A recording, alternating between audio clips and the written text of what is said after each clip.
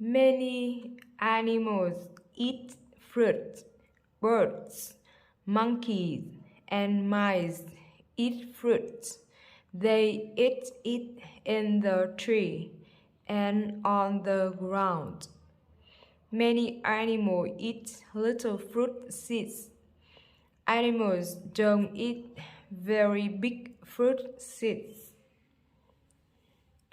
Some animals carry fruit to a new place. Then they eat it. They drop fruit seeds on the ground.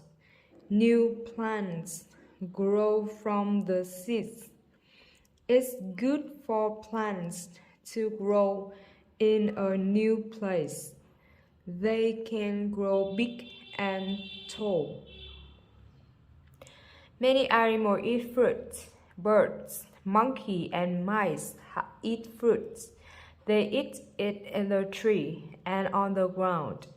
Many animals eat little fruit seeds. Animals don't eat very big fruit seeds.